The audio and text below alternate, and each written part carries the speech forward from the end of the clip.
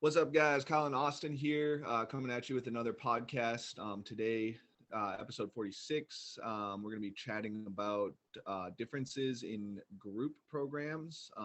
When I was going through the sport, those were called blogs because literally people posted them on WordPress. Yeah.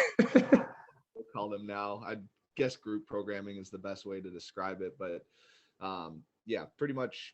So group programs versus an individualized program and an individualized coaching. Kind of some pros and cons between those two. Austin, thanks for coming on as usual. Yeah, of course. It's good to be here today. Podcast number 2. Yep, podcast number 2. We're rolling. Yeah, I'm veteran at this point in time. Yeah. Sweet. So I like with your background, if people hadn't listened to your other podcasts, like Austin was big in strength and conditioning and then kind of moved over into coaching, CrossFit. A lot of your stuff was with hockey guys though. So did you guys have them on, so like for sports specific stuff, like did you guys have them on a group program? Yeah. So and you'll see that with a lot of like teams in general, because say if we had a hockey group or a hockey team, guys in the weight room, you're looking anywhere from, you could have 12 up to 26. Let's say we're kind of like average group size for us. So we would have like a general, like their GPP or eccentric, isometric phases, because we did a lot of the triphasic work with them. And so like they'd all have the same program. Everything would be based on like the individual though, as far as like percentages go. So we would have like numbers for them. Numbers would be on the sheets.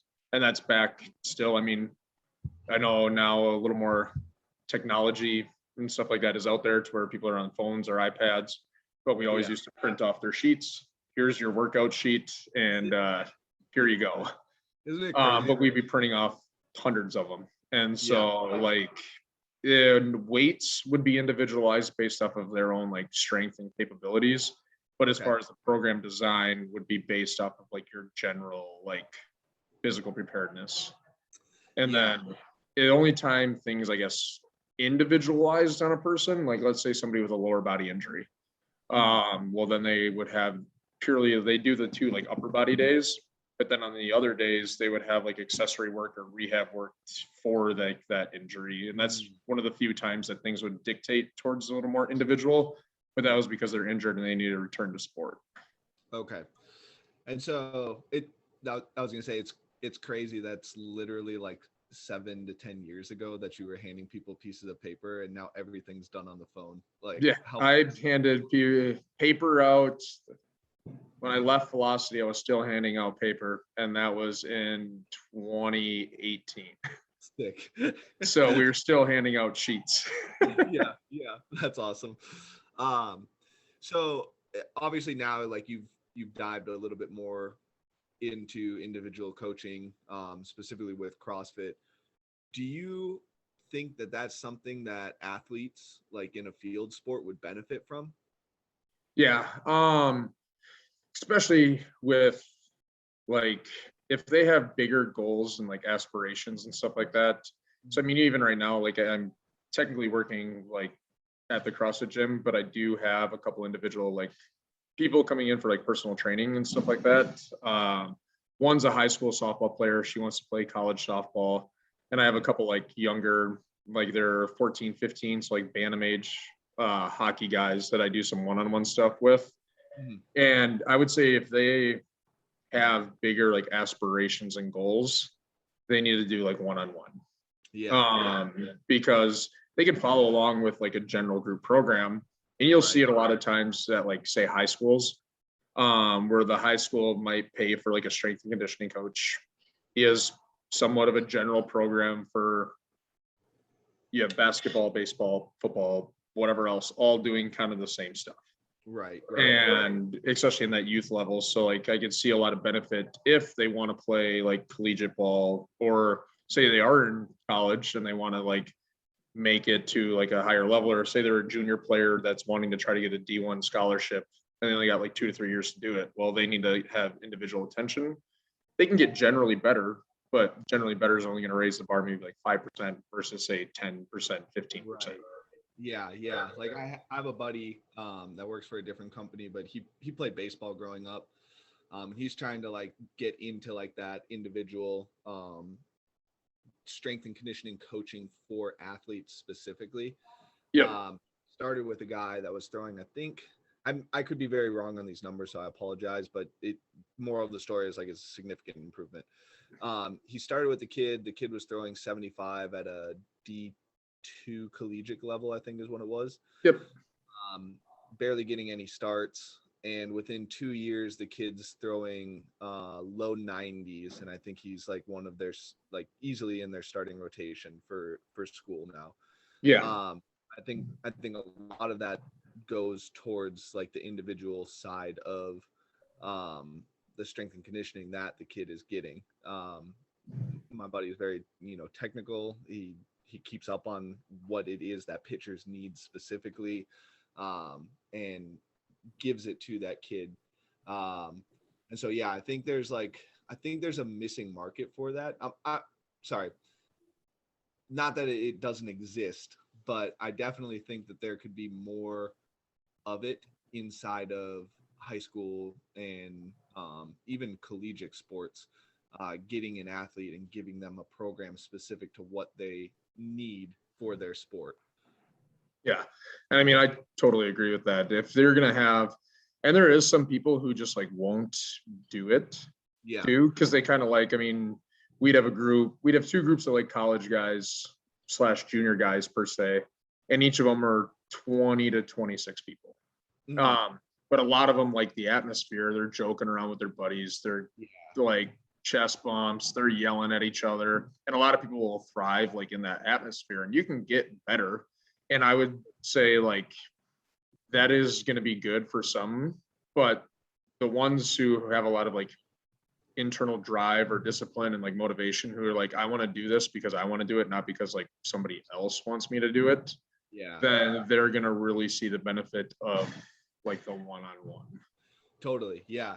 And I think too, like you can like wrapping, I guess most of our listeners are CrossFitters. So wrapping this back up into like kind of CrossFit is you can see similarities in kind of what you were just talking about there, like with the, individuals who are following a group program. They do it with like 3 to 4 other people. Maybe they have a 10 to 12 at their gym, and like, they get amped, they get psyched, they get, they bring some more intensity inside of their training.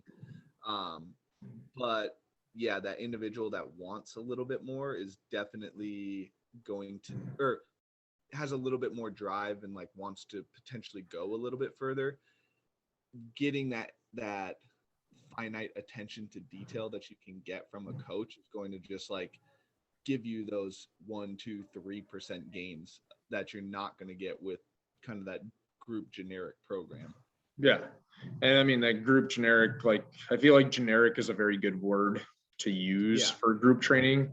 Regardless if it's normal, like traditional sports, hockey, baseball, things like that, or if you're in CrossFit. If you're in a group setting, you're going to be very generalized and get better. As long as like the programming is done correctly, like who's ever running that, to where, you'll get some strength gains, cardiovascular endurance, and like everything like that can improve. But say you are the strongest guy in your gym, but you can't run a full mile. Well, then you doing group classes and then skipping the running days or skipping the conditioning days, you're really not developing yourself as a better athlete. Right.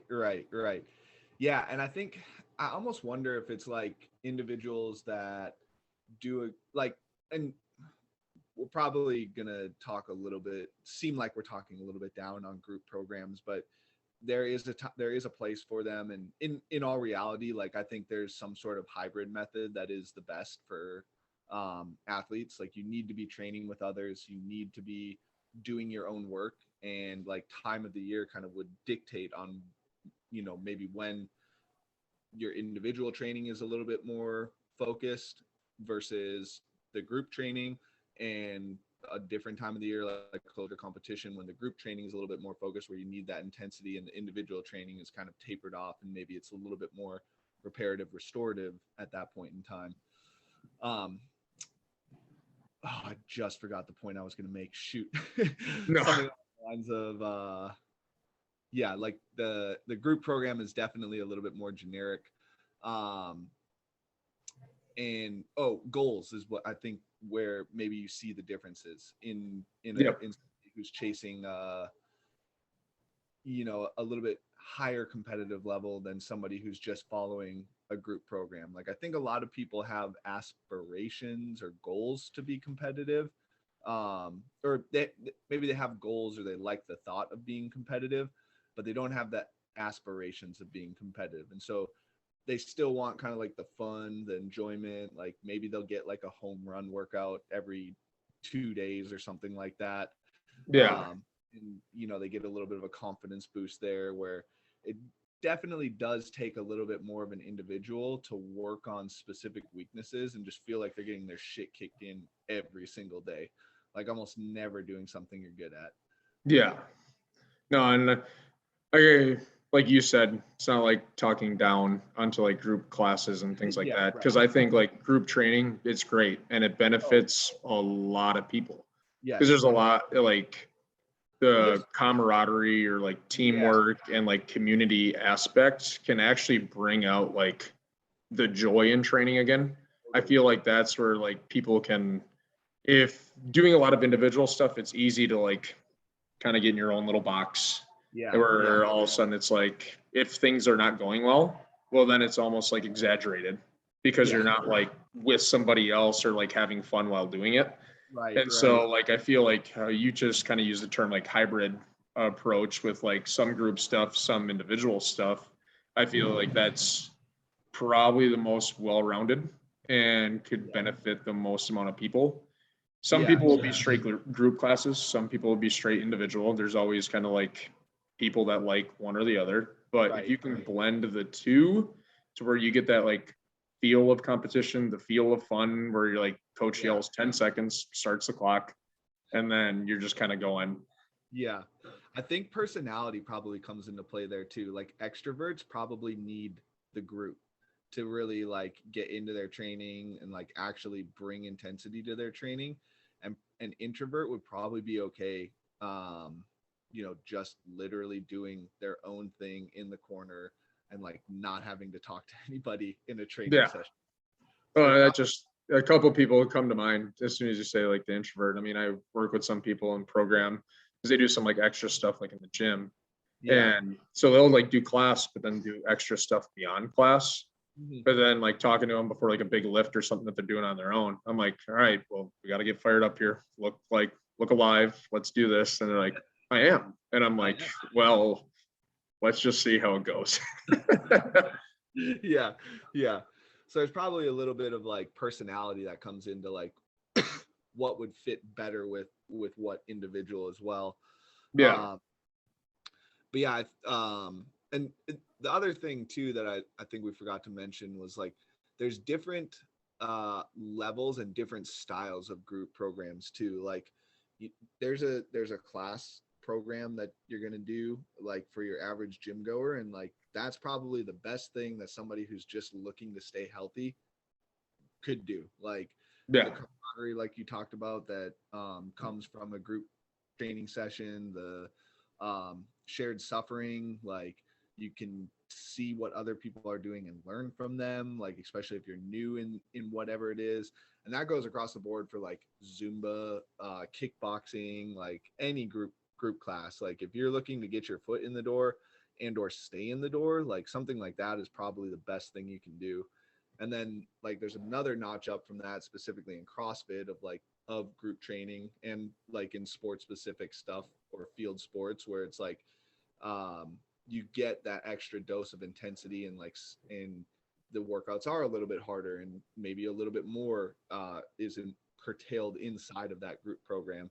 So there's different levels to the group programs as well, and like people probably auto populate into what it is they're looking for specifically out of that group program as well. So like if you're looking to be an athlete, you're probably going to find a program that's geared towards athletes. If you're looking to stay fit, you're probably going to join your group classes if you're at a CrossFit gym. Yeah.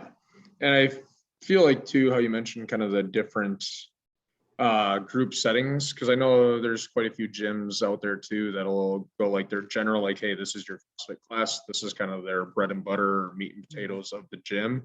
But then they also offer group classes for like specific like strength work, whether it's like a barbell club or something, to where they're focusing on powerlifting, Olympic lifting.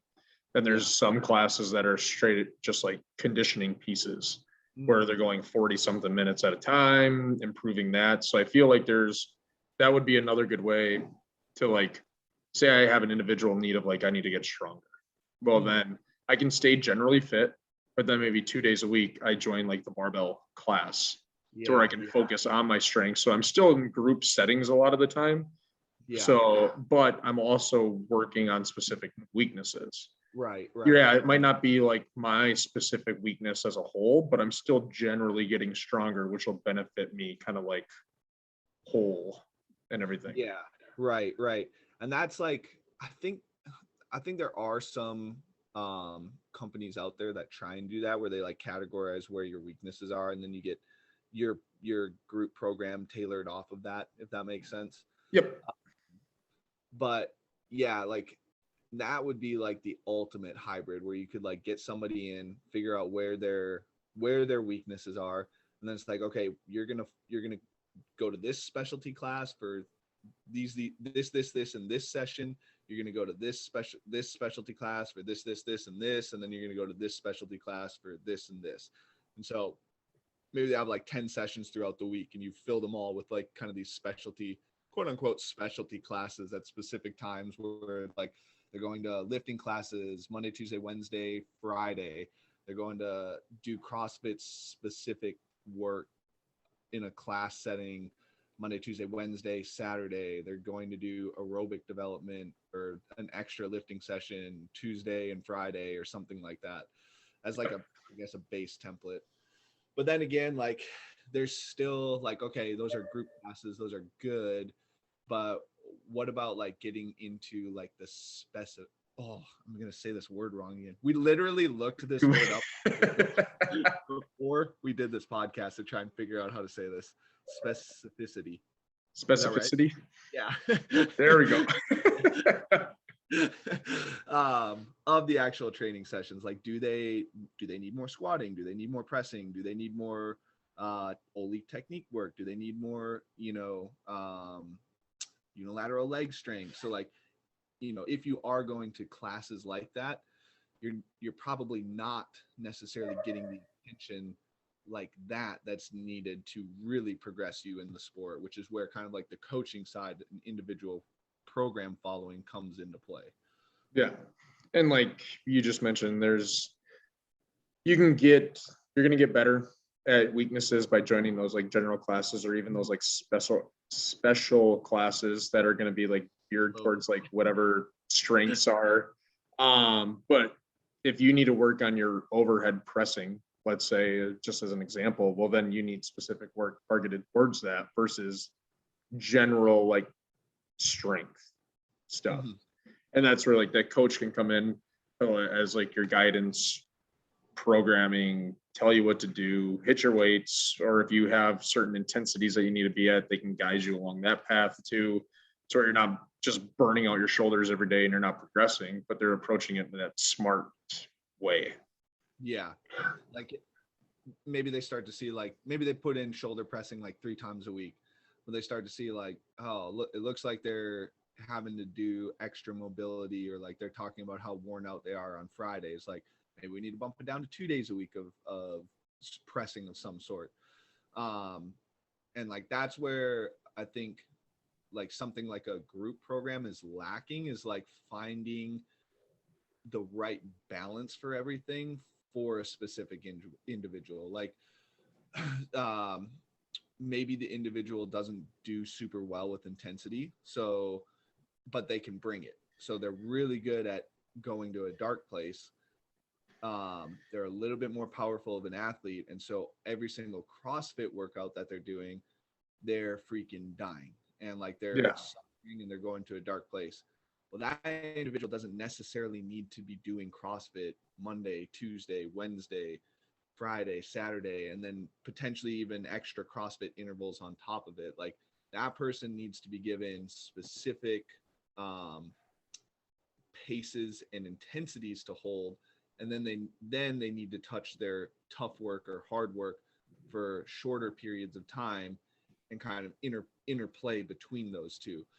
That's going to keep them healthier longer. It's going to keep their central nervous system regulated, and then it's going to also keep them progressing for a longer period of time because they're not just slamming their head into a wall every single day. Yeah. And I've kind of had some conversations with athletes too, who like, if they don't walk out of the gym, then they feel like they're absolutely dying. Then they feel like they didn't do anything. Yeah. To where just breaking it down to like, say school, like every day that you go to school, you're not taking a test every single day. You're going to learn things. And then eventually you're going to be like tested on those things that you learn.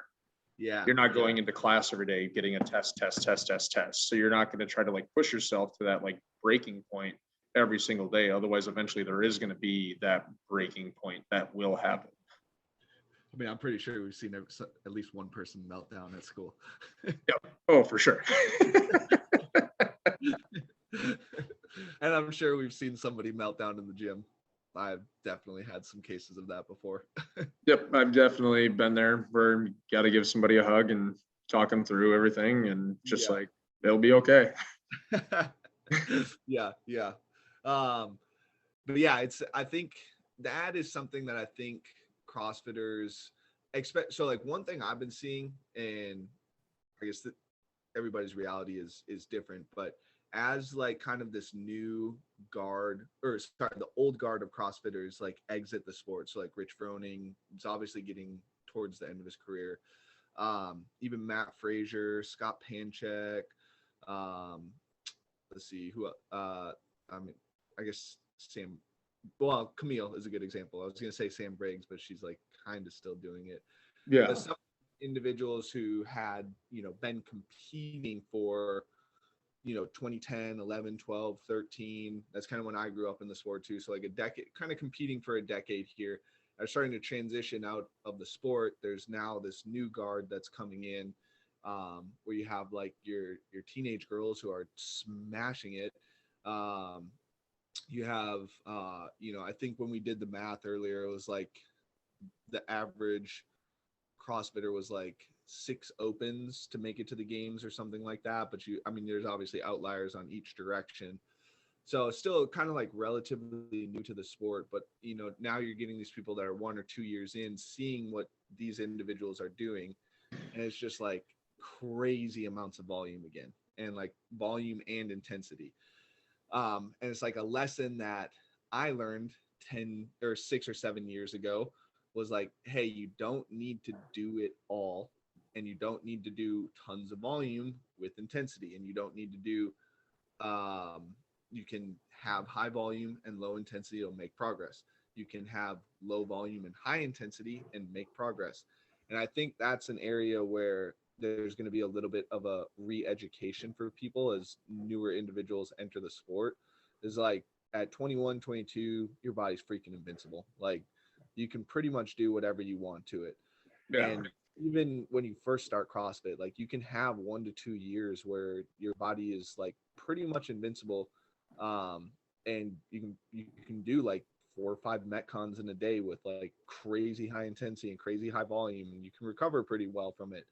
But what that starts to add up, and it starts to take its toll. And I think you're going to start seeing again a lot of like these back injuries that are popping up, these shoulder injuries that are popping up, these just like a lot of tension related overuse. People's central nervous systems are going to be shot again. Like that was a big thing in like the 2015, 2016, 17 timeframe, is like people would come to me and their backs would be just smashed, like just destroyed. And we'd have to take a month of like really easy work to kind of rewind them and loosen their back up and get them healthy and moving again. Yeah. And then a lot of other people, like their central nervous systems were tanked. So they weren't sleeping. They had no appetite. They were literally living off of coffee and pre-workout. And I think that's going to be something that's like a re-education process for people. as like some of like the new breed kind of comes into the sport, and new programs start to reintroduce or get introduced into people's training, and like um it's like a like quote unquote history repeats itself type thing. Yeah. Well, and there's just always, and I feel like there's a lot of people going to that direction where I just got to do more and more, because as just like a sport at itself, like looking at the difference from, like you said, let's say 2013 to now, like how much bigger the sport itself is. And I don't mean bigger as far as like viewership or anything like that, but like the weights that these people are lifting, the times that people are getting. So like the sport itself by the individual standards and testing has just skyrocketed to where, like, if you were doing like general programs from 2013, yeah, you might be able to make it to games. Nowadays, you can't. So like, there's people that are probably like, oh, I got to do all these things because there could be something that's like out of reach or whatever. So they feel like they got to do more than what they actually physically need to in order to like reach that pinnacle or that height, so they can seem competitive or relevant, or, and then they're just like getting to that point, like you said, CNS is done because they're just like overworking. Yeah. I think that's one thing that I'm seeing right now is like, or maybe there's like a possibility for it. Is like, there's all these like programs out there that people can choose from right now. And like, people are like literally getting them all and then picking and choosing from each one. So like, there's another issue that lies in group training is like, there's a possibility that your structure just is non-existent for certain things. So like, yeah, you might be getting fun CrossFit workouts, but it isn't necessarily structured in a way that's going to help you improve in the sport. Especially if you're an athlete that has like specific limitations for the sport. So maybe you have an aerobic capacity limitation and you need to do more machine work, and you need to go out and run. You need to do intervals on machines to improve some of your CrossFit. Well, if you're just doing CrossFit all the time, probably not going to improve that or get that dose. So I think, and or just like jumping around and literally having no structure, you're not going to see. There are a subset of people who will adapt to that, and it's like the elite of the elite of the elite will do that. But for the grand majority of people, they need some sort of structure and some sort of guidance on how they need to progress, if that makes sense. No, yeah. And I mean, like you said, with the structure per se, like I'm just kind of, as you were talking, I was thinking about like gym and everything where I'm at. Like, because I'll do all the programming and everything for the gym as well. And it's structured to the point where like, hey, you guys can show up Monday, Tuesday, Wednesday, Thursday, Friday, Saturday, and then Sunday's usually like just an easier day for people who want to like still come in and just move on Sundays. But like, it's planned out that you could show up and you can train every single day if you wanted to without reaching like that point. But then I've had other people where like, oh, I want to jump in on this fun workout because this person said this, or this looks really cool. Well, then they come back in like the next day or the day after and they're like, oh, I can't even move. And I was like, well, you didn't really follow the plan. So it's like, if your structure is having no structure, well, then you're kind of just exercising versus training. Yes. Yeah. That's a good point. Yeah. And again, I think for, group classes and for a lot of people, like if that's your goal, like that is totally fine. But I think if your goal is to be competitive, you have to treat it like a sport. And every sport has, like, CrossFit's still really freaking new in regards to being a sport. And like, we want to try and pull lessons from, as coaches, from other strength and conditioning and other sports, to kind of like fill our knowledge base or lack thereof, if that makes sense. And like, every sport has structure to it for a reason. It's like CrossFit isn't any different than other sports. It's just like, it's just also considered exercising as well. And so like, I think if you can figure out what you actually want. Like, do you want to exercise or do you want to train? You can kind of guide yourself into what you should be doing from a individual standpoint, from a group program standpoint, from group classes standpoint, or even some sort of hybrid um, between group blog and coaching as well. Yeah. And like how you just kind of talked about the difference with like, say, exercise and training. Like there's going to be a lot of people who like, hey, I just want to have fun, work out, Mhm. and I want to stay healthy long term so I can play with my grandkids or do things like that. And you're like normal group classes, it's going to be great. I mean, you're going to be able to move long term. But like if you do want to make that change into being competitive, or you want to be the best that you can at this, and you think about it more as a sport versus exercising, well, then you need to be training versus just moving and sweating and breathing heavy every day. Yeah, yeah. So like if And we're oh, sorry, go ahead. oh, I was just going to bring up too, because there's even some people like I've seen benefits to, I worked with a guy now for the past like couple of years. And we started originally just to get him in the door. He was pretty new to CrossFit, teach him things, stuff like that. But we've continued to do like one-on-one sessions because he's like, well, I want to do all of this. Like his one-on-ones, he almost thinks about like practice for like class. Because in classes is times that he can be competitive. So he does like 3 classes a week. And Yeah. then 2 days a week, he just works on skill work, like with me, or if he needs to improve like aerobic, like on a assault bike or a rower or anything like that. So he kind of does, like we've talked, like a hybrid to where he's doing 2 days of individualized like attention, working with myself, and then he does 3 days of classes.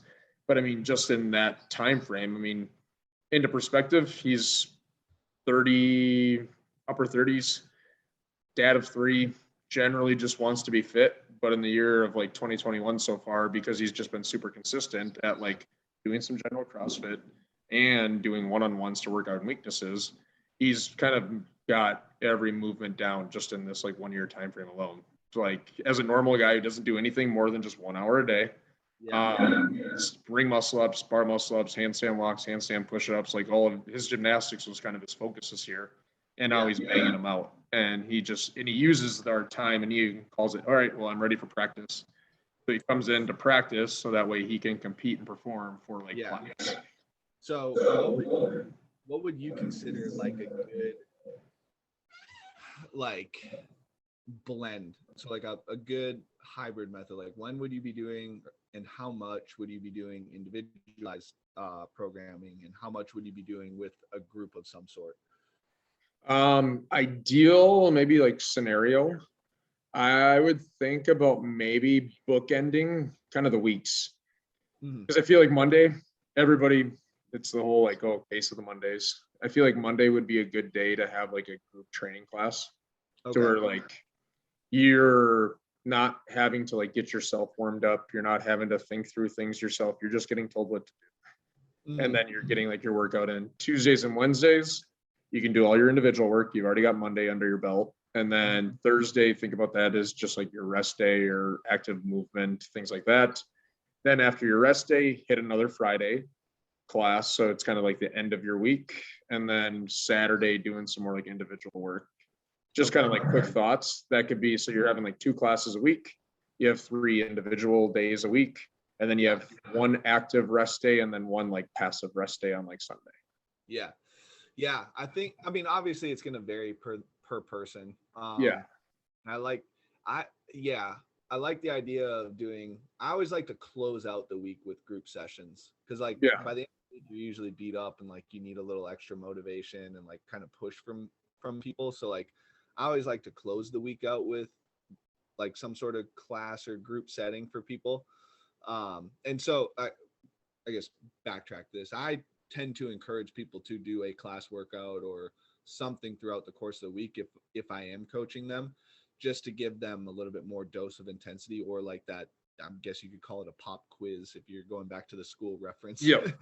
um, um, but yeah, I like to kind of close out the week, and then a lot of it too might depend on how many sessions a week they're doing. So like if they have an AM PM, like if you're thinking about more of a competitive athlete, like if they have an AM a PM, for most days of the week. Like let's say they have an AM PM every single day of the week. Maybe you could ask them like what kind of work that they find the hardest to do and stick them inside of a group setting to do that work. So like if they're like, I get so bored on doing monostructural work or like doing machine work, maybe you could figure out how to do some sort of hybrid or group program for their monostructural and machine work, so that now they have kind of like a support system around them to go and do that work. Whereas like they can fire themselves up for a lift, or like they kind of like enjoy the suffering of a CrossFit workout or CrossFit intervals. They're fine. It keeps their attention. So like then you can kind of direct that towards more of like their individualized training, if that makes sense. No, it does. And that's where I feel like communication is really key between, say, like a coach and an athlete. So like if you didn't know that like they suffering on a machine for 45 minutes was something, like if you didn't know that, then you're not going to ever tell them to, hey, do that with somebody else. Right. And so like having that coach in your corner to be able to like guide you in that direction, they're going to be like, okay, well, you're going to do this on Monday, Tuesday, Wednesday.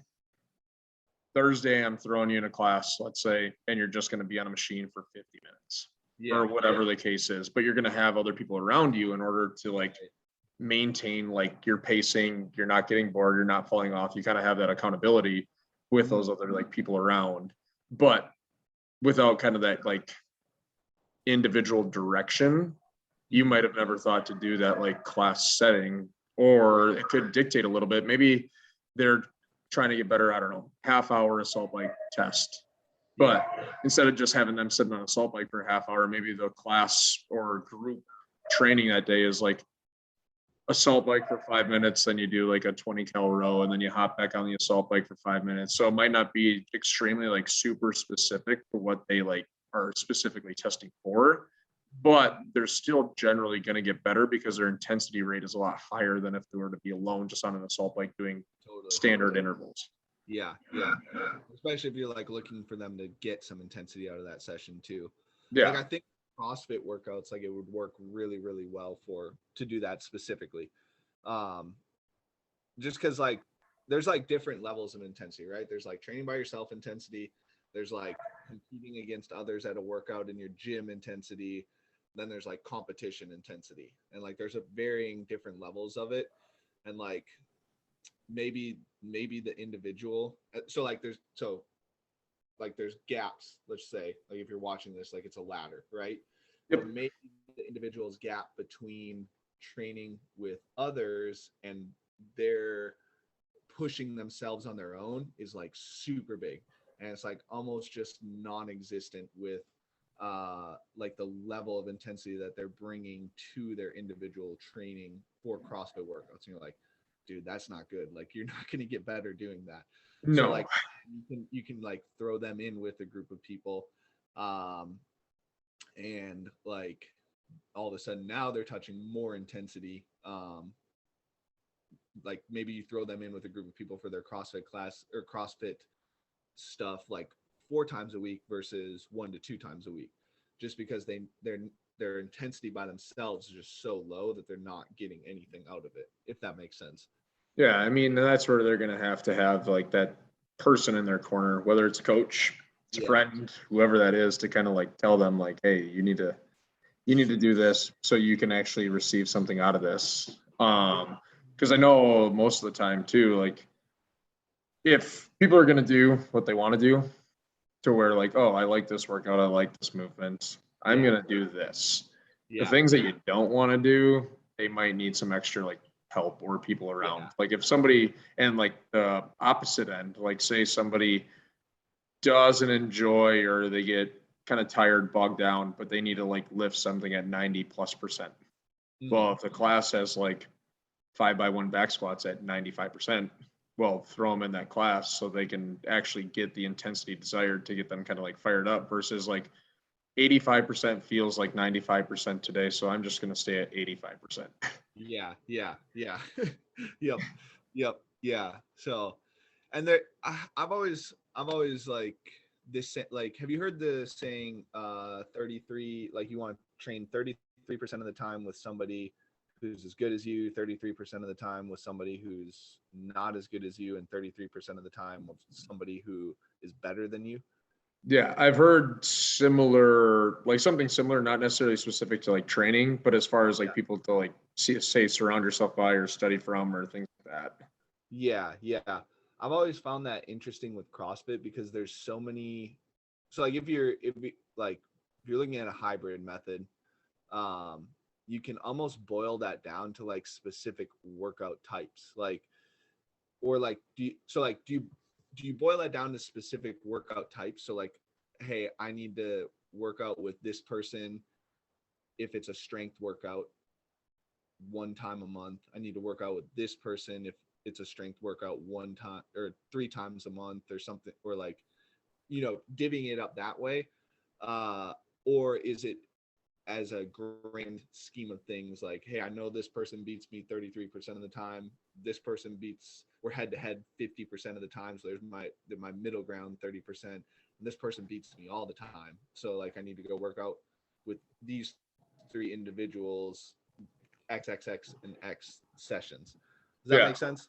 No, it makes sense. And you could even do like with that, like say you're in a group setting or like you're in a normal CrossFit gym where like you write everybody's scores on the whiteboard afterwards. And so maybe you're telling somebody like, hey, this week with all these workouts, I only want you to compare to like this person.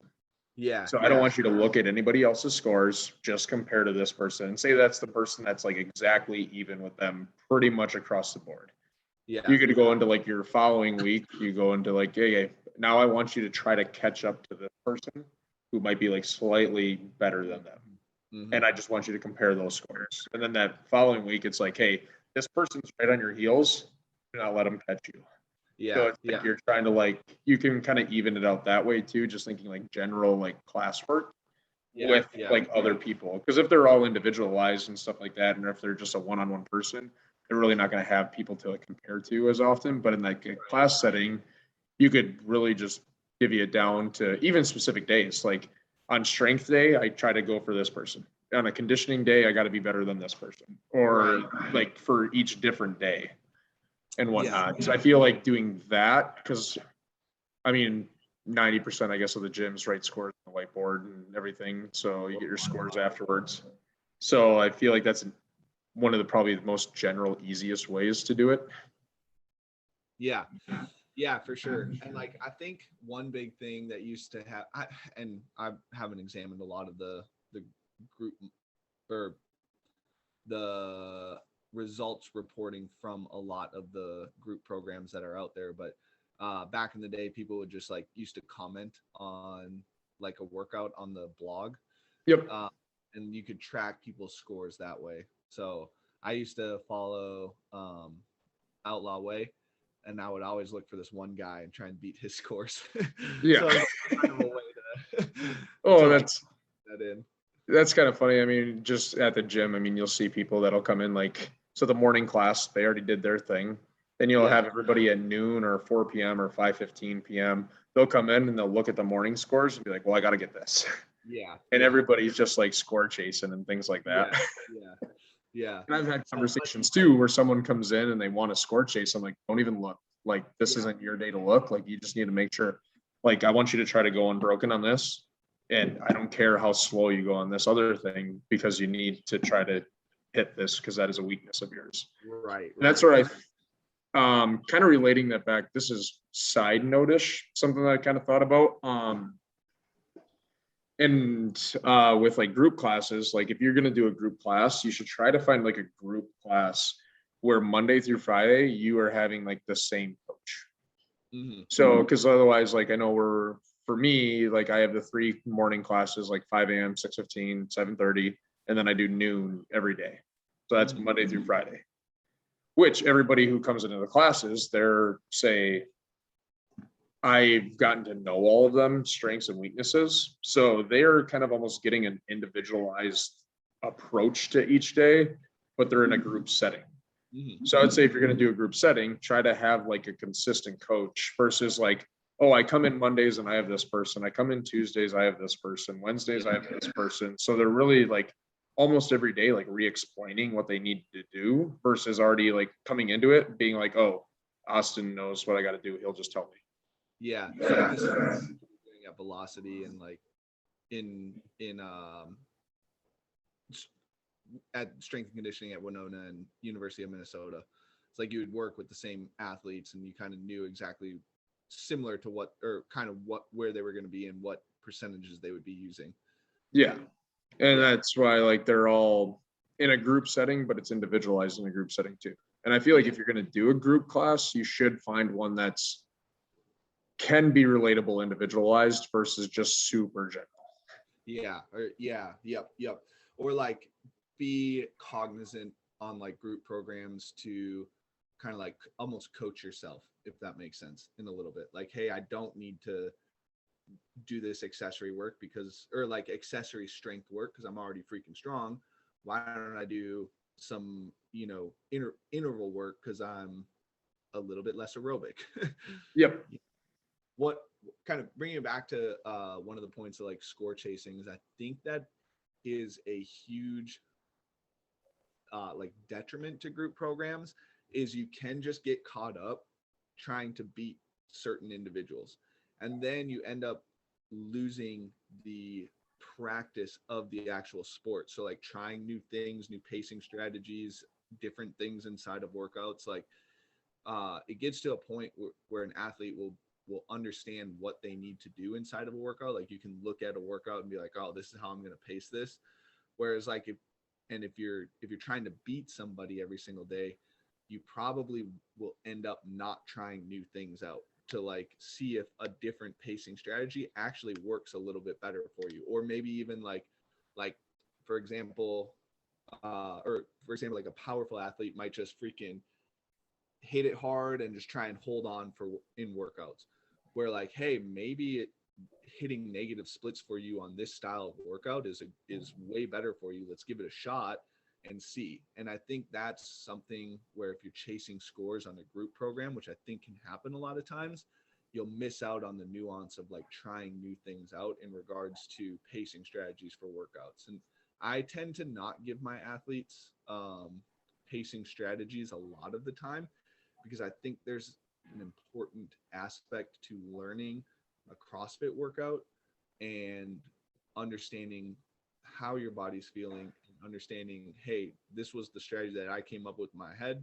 It was stupid. I need to readjust that for next time with other workouts that look similar to this workout. Yeah. I kind of like the idea of that too, where athletes are kind of thinking for themselves because when they're actually on the competition floor, like let's say whatever comp they're at throws in a curveball of like, hey, you thought you're going to do this, but now you're going to do this plus this.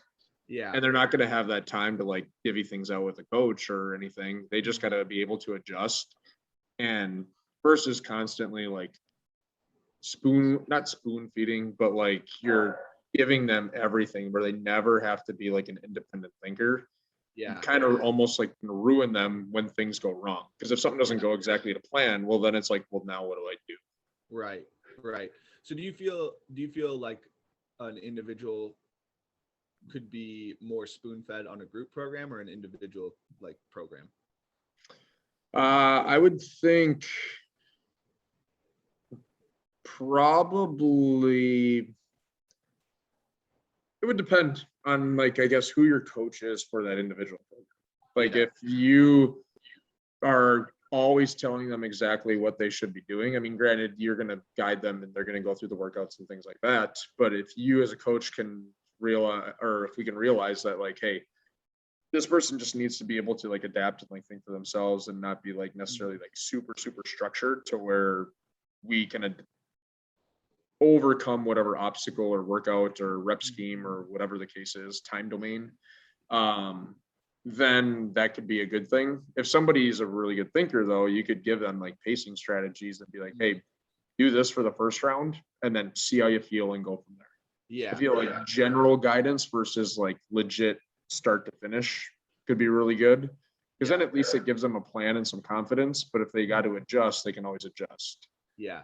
Group, I don't think you're going to get necessarily as much of that, but you also can too. Like if you have a group WOD, then it's like, oh, well, you should approach this at this pace. You should try to hang on for this many sets. You should try to do this, try to do this. Well, then you're going to have 1,000 people, let's say, I'm just throwing a number out there. Are literally doing the exact same. Right. Versus like, oh, well, I know I'm really good at these two things, so why wouldn't I hang on to this thing longer versus breaking it up into this chunk? So that's where it can be very like, generally you're going to get a good time on this, say WOD that's posted in a group setting. But I could get a better time if I play to my strengths or weaknesses and think for myself, or get slightly led by like a coach. Yeah. In a way. Yeah. And that's kind of like, I hope that answers the question. I kind of feel like I kind of took a couple turns there. Yeah, I mean, there's not necessarily a right answer to that question. Yeah. It's just going to vary a lot of the time. But one thing that I like to try and do is like, again, like when we have our group sessions on Saturday, is like give the same workout to everybody. And then we'll kind of talk about individual pacing strategies after that. A lot of the time, like a lot of my athletes will come up to me and we'll kind of talk about like, hey, what do you think about this? And I think it's, as a coach, you should be having a discussion with your athlete. Be like, hey, well, I think this is probably what would go well for you. Like, what do you think? And make the athlete give some feedback to you, and not just be like, yep, sounds good, and then goes and tries it, and like maybe you overestimated on something, they freaking crash and burn and didn't learn it in the workout. Whereas like you have that kind of discussion with people, you can allow them to kind of like feel out their own pacing strategy, and then we can watch it and see if that actually worked out. And so like I like to do that a lot of the time on the Saturday sessions with people, especially in our group setting, to really allow them to, like, it's a good learning opportunity for them. Yeah. And I liked that with like the discussion and stuff like that, where how you just said you might have oh, I thought this was going to happen, but they crashed and burned or whatever. Yeah. And I've had conversations, like I just thought as you were talking there with like my wife, Samantha, like, she's gotten a lot better at like rowing, to where that used to be a weakness. Now it's a strength of hers. So me knowing that, I was like, okay, well, going into this workout, I think you should row maybe at about this pace.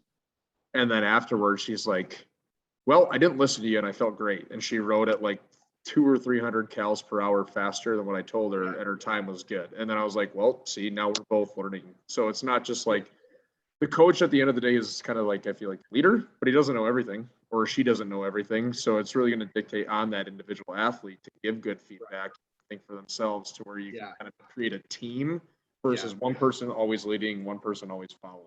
Yep, exactly. Yeah. It's definitely like a team endeavor. And that, again, that's where kind of like the individual coaching aspect comes in, that you kind of miss out on if you're in the group setting, if that makes sense. Only in the group setting, I should say.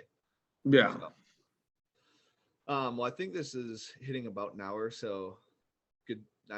Probably a good place to stop. Yeah, no, I feel like we kind of hit on a lot of topics and like good general, like broad approach and conversation about that. Yeah, for sure. Cool. Well, thanks for coming on again, Austin. Yeah, anytime. I enjoy these, so we'll make it a third and hopefully sometime soon. Yeah, sweet. And if you guys are listening, we don't only have group coaching, we also have some other products.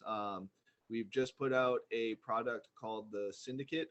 It is a team-based program, so gearing teams to get peaked for quarterfinals, semifinals, and again, if you guys kind of make the the games, you get you get 3 partner workouts a week, and then 1 team of 4 workout on Saturdays, along with strength work, and then extra specific monostructural work as well. We also have a group program called the Method, that is for individual competitive athletes. That's 7 sessions in a week that you would get, involves strength and CrossFit, CrossFit intervals. And we program that based off of what we've kind of seen work well from our individual clients. And then we do offer individual coaching. I think that's probably what we're known best for. And you hopefully you guys kind of got a feel for how we do that inside of this podcast. So thanks for listening, guys. If you guys are listening on iTunes or Apple Podcasts or Spotify, make sure you head over to our YouTube channel, give us a follow. We also have a Rumble if you guys want to follow us on there. If you guys are on YouTube, please hit the like and subscribe button if you don't mind. And as always, give us a follow on Instagram, blacklisted.hq. Austin, what's your Instagram?